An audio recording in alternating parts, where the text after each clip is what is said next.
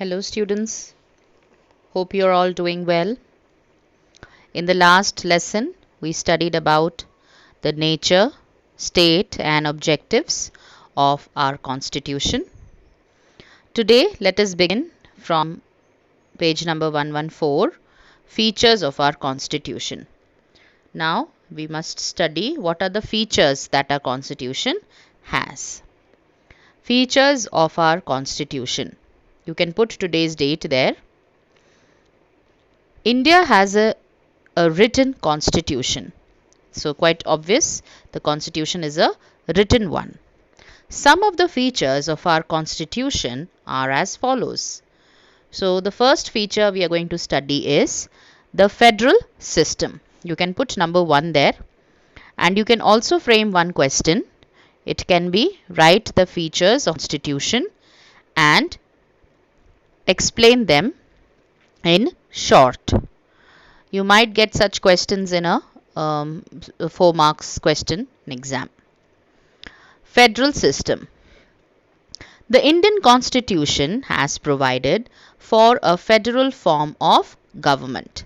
Okay, this we have been studying. We studied in the last chapter portions also about that the Indian system, the constitution, has been a federal system. Now, what is federal means? It means, what does it mean?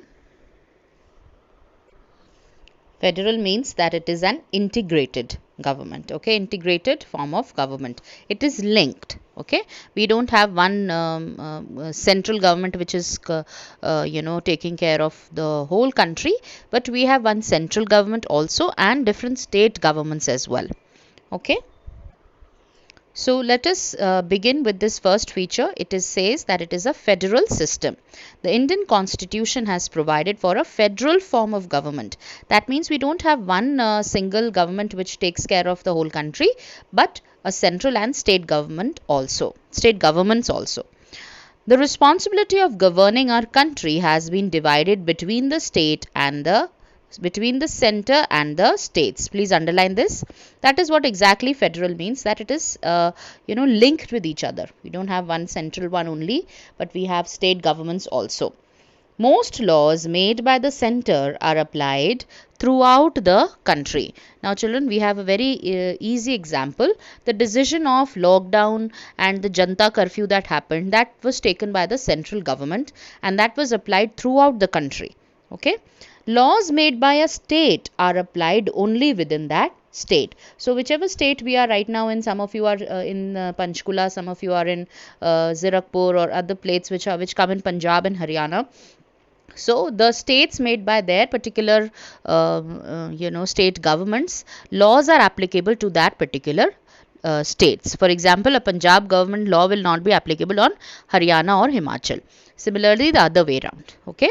But a central government law can be applied to the whole country. Laws made by a state are applied only within that state. So we can see that a lot of relaxations on the lockdowns are coming, but it is going to be state wise. Some states are putting complete lockdown till 31st May. The other states are not doing it. So it is state wise decision. Okay. Next is more to know. We see that this is an interesting piece in every chapter we have. So what is there for us to learn this time? It says the Constituent Assembly approved a flag, an anthem, a song and an icon for our country. Okay, these were the tricolor, the Jan Gan Man, Vande Mataram and the Lion Capital respectively. So this is a more to know, that it was these signs were approved by the Constituent Assembly. This is only going to be good for reading, but not will be asked in the exam. The second feature of the constitution is parliamentary system. Now we can put number 2 there. What is the parliamentary system? The constitution provides for a parliamentary system of government both at the center and in the states. So children, we are aware that there is two kind of sabha, that is one is Rajya Sabha, one is Lok Sabha, and then we have Vidhan Sabhas also. Okay, so the parliamentary form of government is both there in the center and in the states. The parliament is divided into two houses, the House of the People and the Council of States. Okay, so the government at the center is answerable to the parliament. So the government which is at the center, which is currently is led by Narendra Modi, they are answerable in the parliament. The government at the state level is answerable to the state legislature. So whichever government is there in the state, in Haryana it is BJP, in Punjab it is Congress. So whichever government is in the state, they are answerable in the state legislature, or we call it as the Vidhan Sabha. Okay. Next is organs of the government. The third feature is the organs of the government. Okay. There are three main branches of the government. So the government that we have three main branches of it. You can underline. First one is the legislative branch, includes the parliament and the state legislature of various states. That means we have the parliament and the state legislature of different states. Okay, the legislature makes laws for the country. So the legislative branch makes the laws for the country. The second is the executive branch. It includes the president, vice president, prime minister, council of ministers, and so on. So this branch, it consists of the officers, okay, or the position holders, okay. They are the president, vice president, prime minister, council of ministers, and so on. There are many other officers also, executives also. The executive branch carries out the decisions made by the legislature. So the legislative branch makes the laws, executive branch carries them out, and then the third one is judicial branch.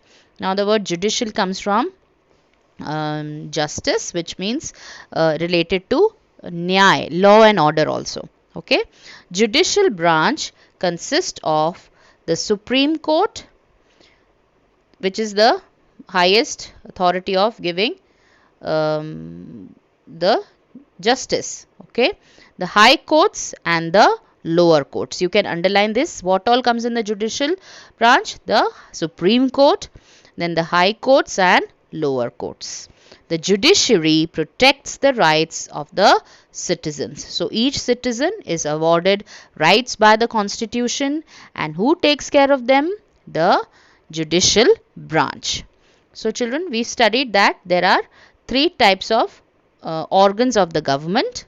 The first is legislative branch, the second is executive branch, and the third is judicial branch. You can put a question there. Name the members of the executive branch. Name the members of the executive branch. The answer will be president, vice president, prime minister, council of ministers, and so on. You can also put another question.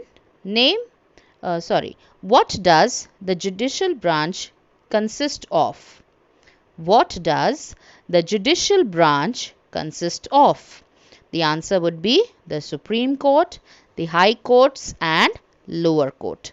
Now children, remember, there is only one Supreme Court of India, but there are many high courts and even many lower courts. Okay, so we've studied the features of the constitution. Now we have to begin with the independent judiciary. Our constitution establishes an independent judiciary. The judiciary system is independent. Okay, that means it is not under any government.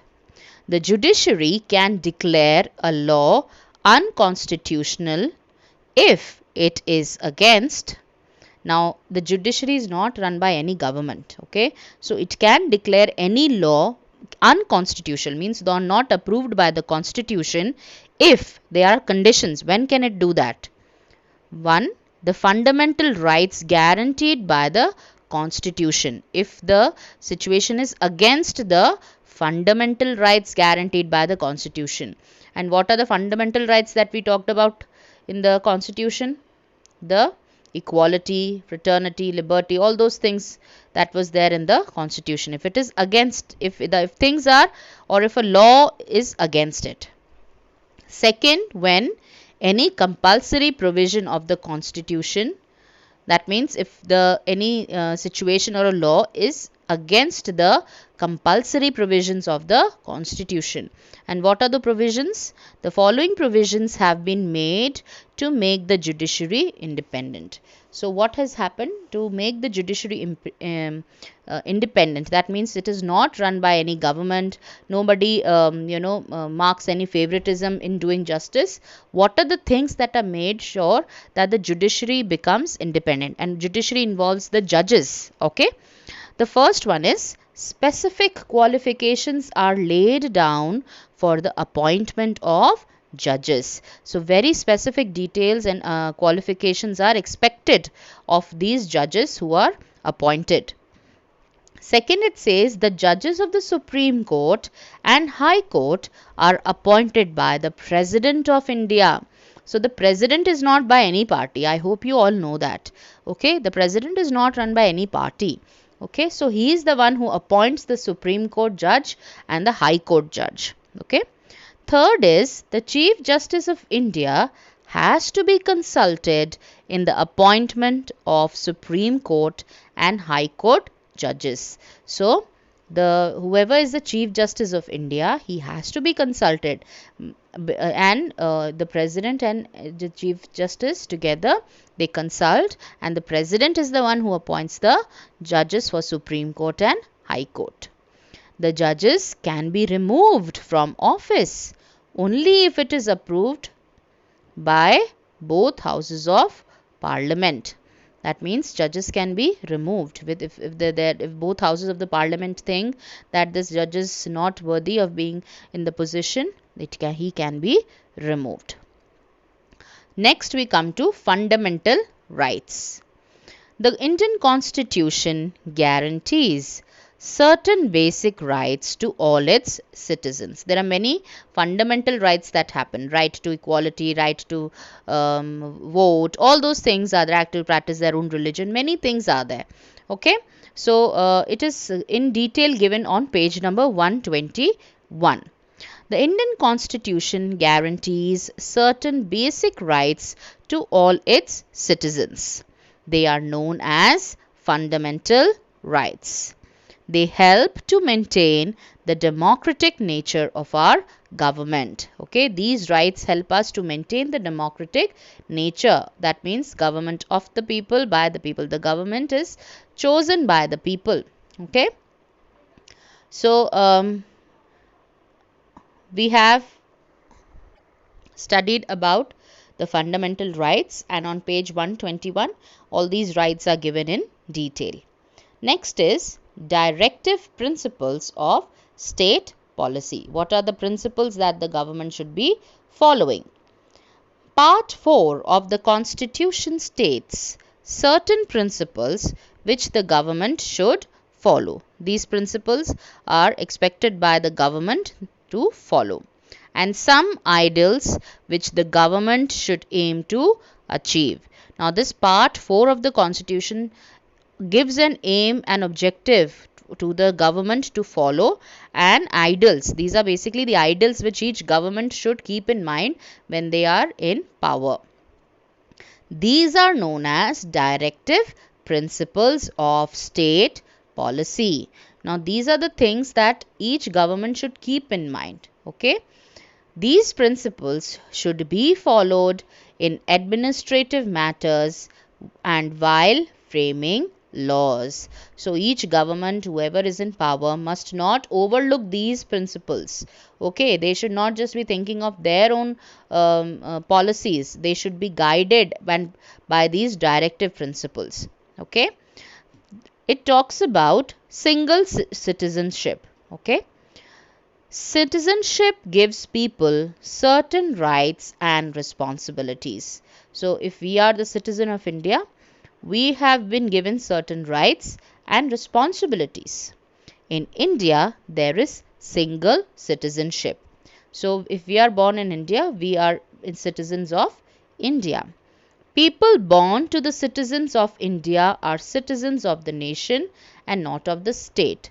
So each of us are citizens of India and not citizens of Haryana or Punjab or Chandigarh or any other place.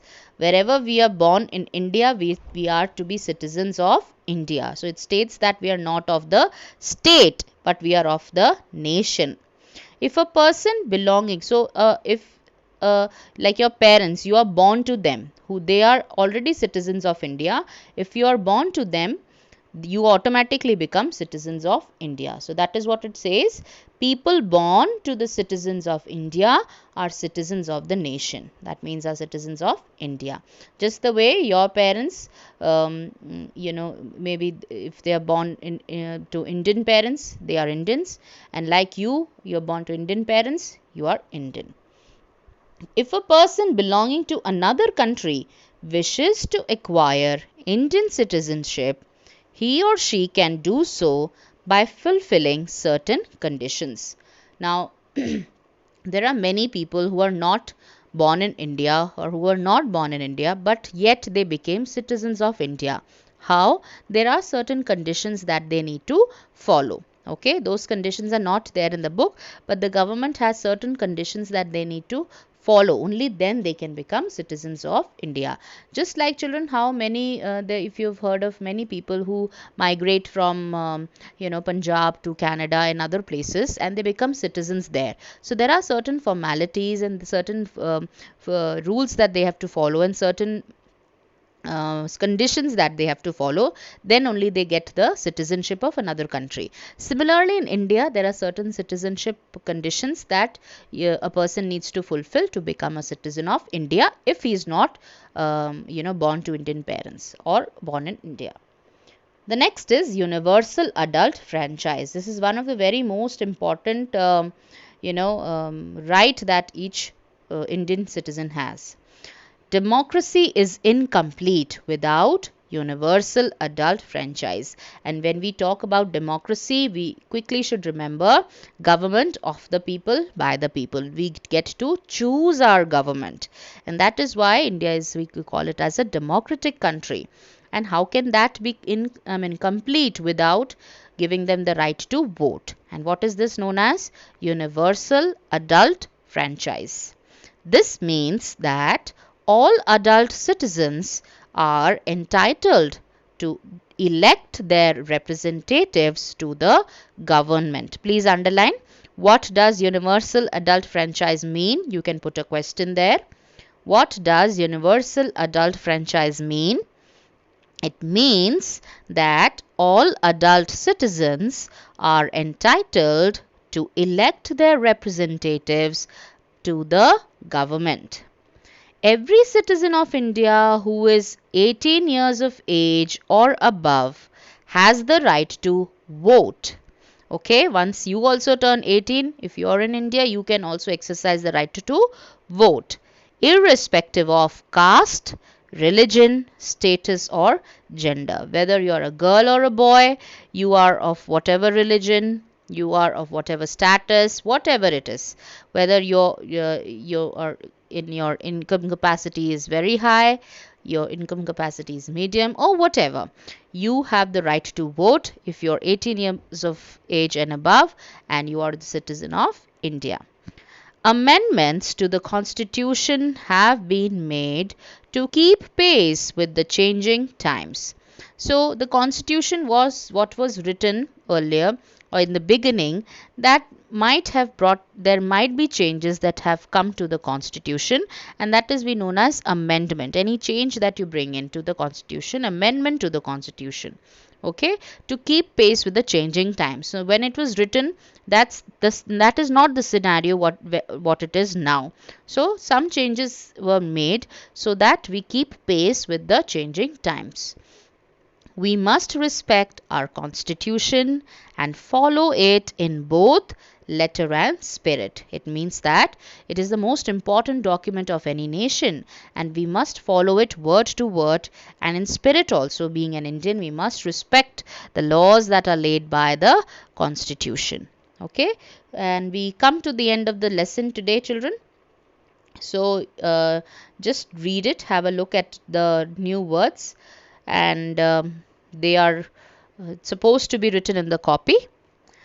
Okay, these new words are supposed to be written in the copy, and I would request you to find answers to the fill in the blanks, true and false, short questions, and other questions also. And I will send you the correct answers to it in the next lesson. Thank you.